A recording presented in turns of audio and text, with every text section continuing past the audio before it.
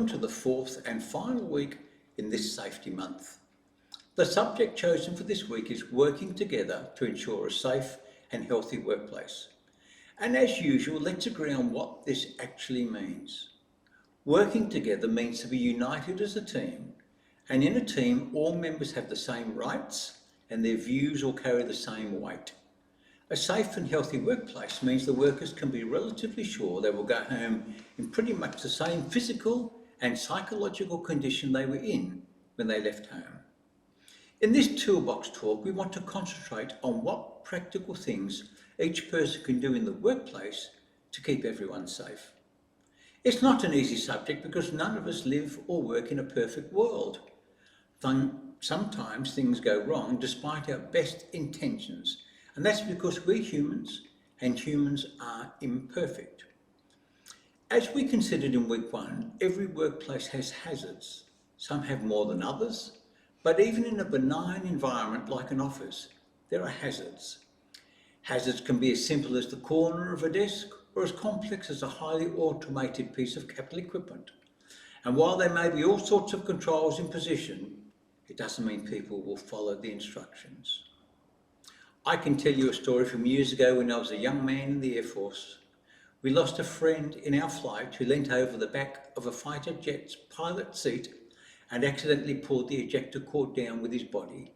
He was smashed against the roof of the hangar. We had controls in position. A pin with a large red flag should be entered into the trigger mechanism to stop this happening. A technician is required to check whether the pin is in position prior to any work in the cockpit. But you see, that day there were two failures from humans. The pin was not in position and there was no check to see if it was. A young man never got to see his contribution to the world come to fruition, and that's sad. Toolbox Talk should be conducted often, and this chat should have input from everyone. If you see, hear, smell, taste or touch something that doesn't seem right, then bring it up to the team and the team leader. One of the more difficult traits we flawed humans possess is to be found in the word jealousy. If someone thinks another person is doing better or has something they should not have, this can rise and it is a serious matter as it results in a fracturing of the team. Never be jealous of what someone else has or does because there's no advantage to you in this emotion. In fact, it will evoke anger and dissatisfaction within you. Learn that everyone has a life and each of our pathways are different. As you go through your life, you'll see people do things that are contrary to safe practice. Don't be scared to mention this to them. And if the practice continues, then you owe it to yourself and the company, but more importantly to the person themselves, to chat to whoever oversees safe worst practice on your site. You may just save that person's life. Ultimately, the safekeeping of everyone at work and home is your responsibility. It doesn't matter what your position or title is, it still remains your job. Only by everyone accepting the responsibility for keeping the team safe will you be able to create a truly safe environment. As an RTO, the trainers and assessors of HBA learning centres are required to undertake ongoing professional development.